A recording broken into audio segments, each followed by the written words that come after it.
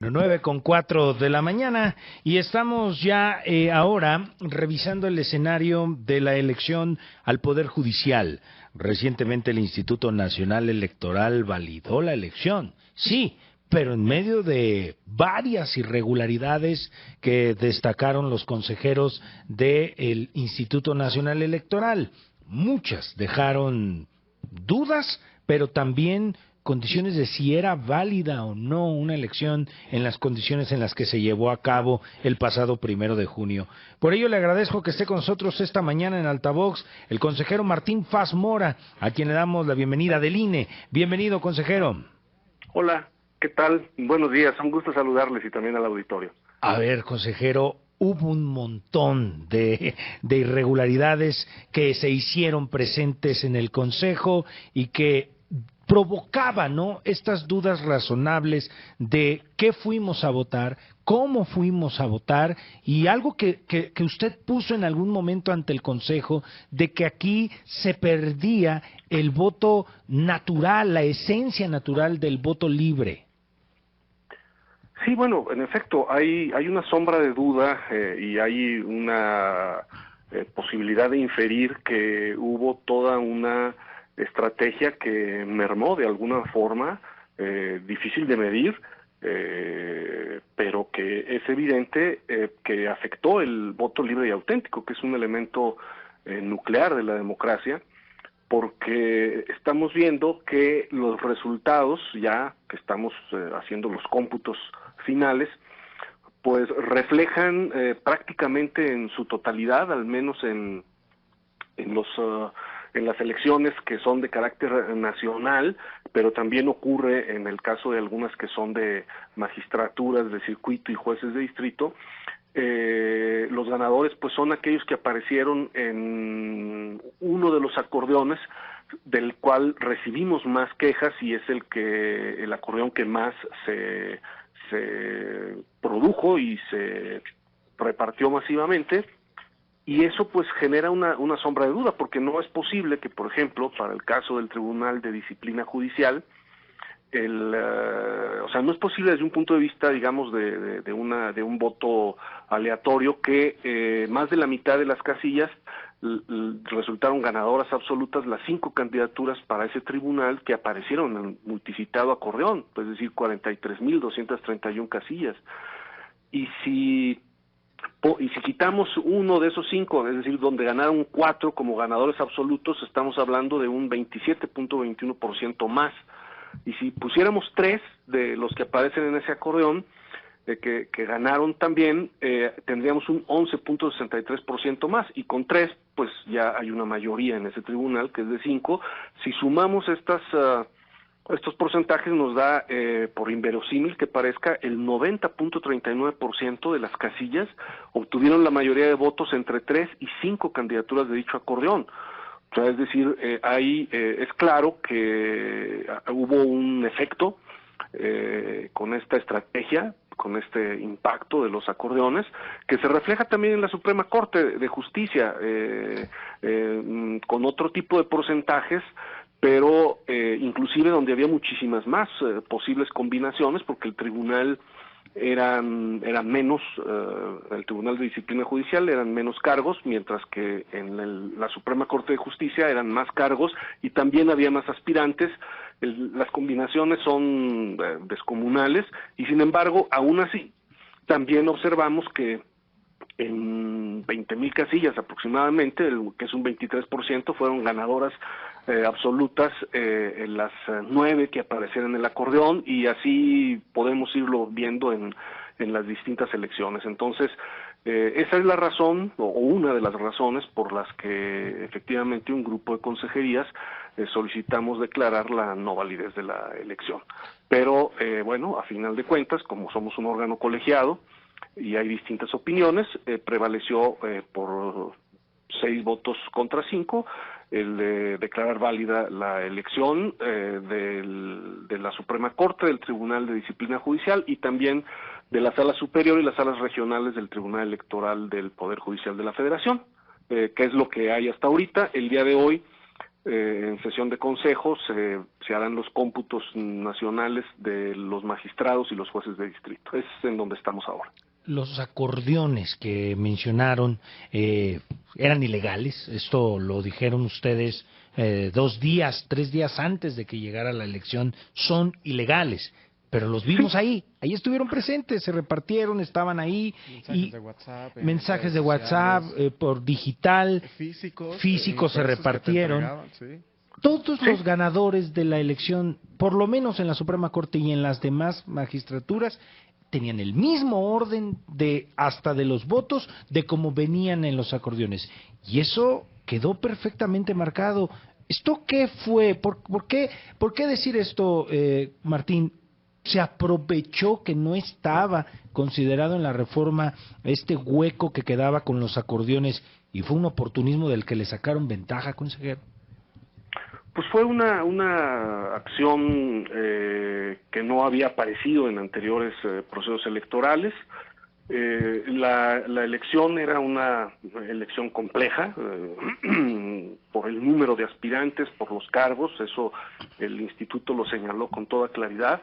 E incluso en su momento nosotros mismos en la página del instituto abrimos una plataforma para que se practicara el voto, en donde uno podía, de acuerdo a su sección electoral, ir a la boleta concreta que iba a tener el día de la jornada electoral y que practicara su voto, pues porque efectivamente había muchas candidaturas, además había que seleccionar o votar en este caso por hombres y por mujeres un determinado número, o sea, es decir, había un grado de complejidad y apareció esta modalidad que no había aparecido en otras ocasiones. Reaparecieron también otras que también se dijeron claramente en el Consejo, como por ejemplo boletas que no tenían doblez y que sin embargo aparecían adentro de las urnas. Estas boletas planchadas, como se le dice en el argot, pues son prácticas que habían existido en el pasado y que creíamos desterradas, o por ejemplo también aparecieron votaciones superiores al 100%.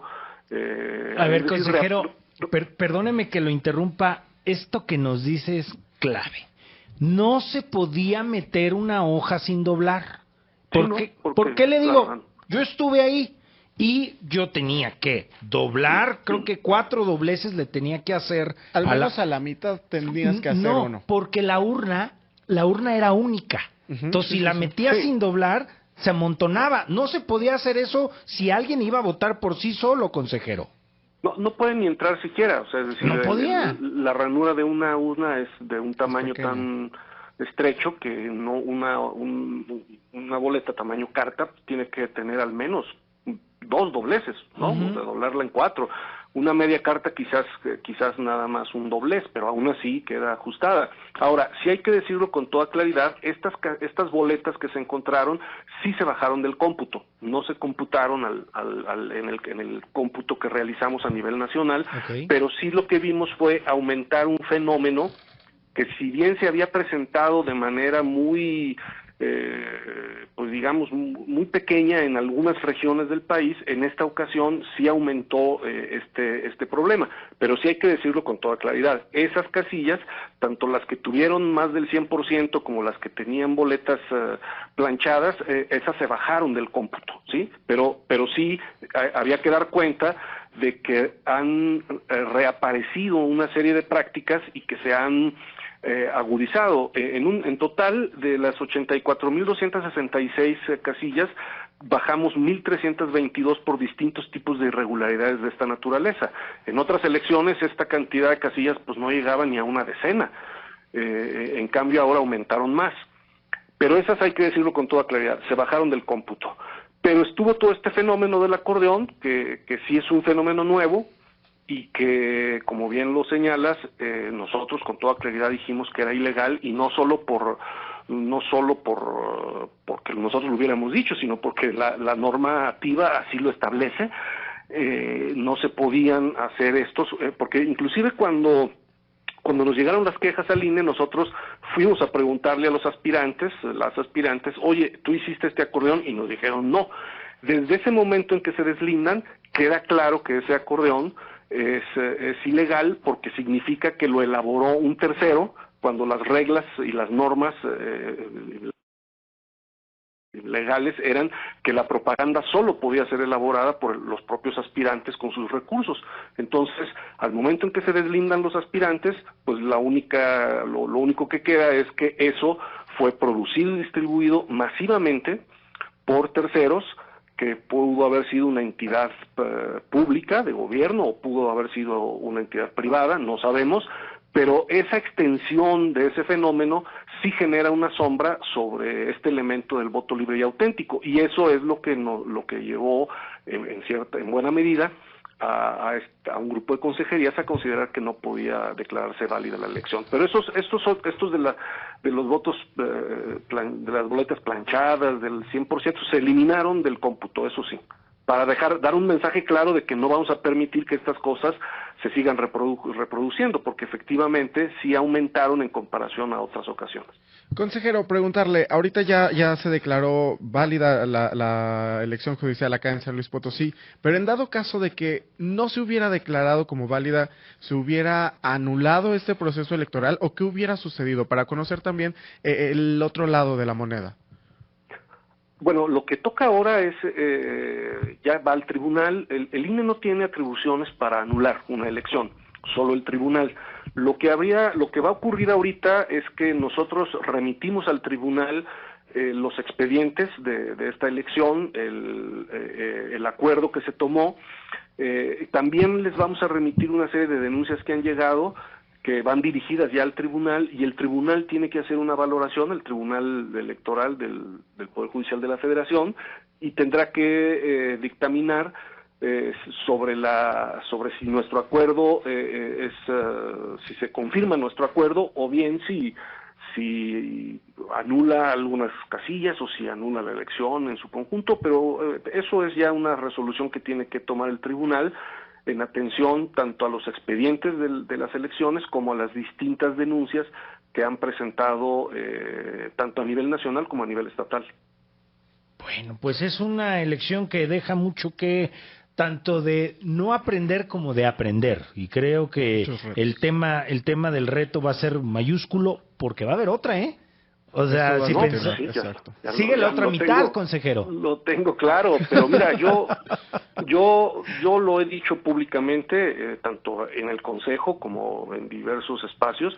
Yo espero que este proceso electoral no se constituya en un precedente para la realización de futuras elecciones, no solo del Poder Judicial, sino del modelo electoral mismo, el cual pues nos ha costado décadas de construcción y de esfuerzos, porque de ser así, pues sí se colocaría en alto riesgo la integridad electoral del sistema. Entonces sí, efectivamente, yo creo que hay que revisar muy bien lo ocurrido, tanto los órganos electorales como también pues los legisladores, que fueron finalmente quienes hicieron este diseño legal y constitucional, que fue un diseño pues muy con muchos vacíos, con muchas cosas que hicieron todavía más complejo el proceso. Sí, hay que hacer una revisión muy profunda de esto.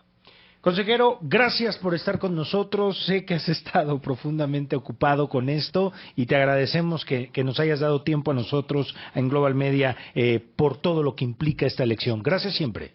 Un gusto, como siempre, y seguimos en contacto, por supuesto. Que estés muy bien, consejero. Martín Faz Mora, del Instituto Nacional Electoral, que el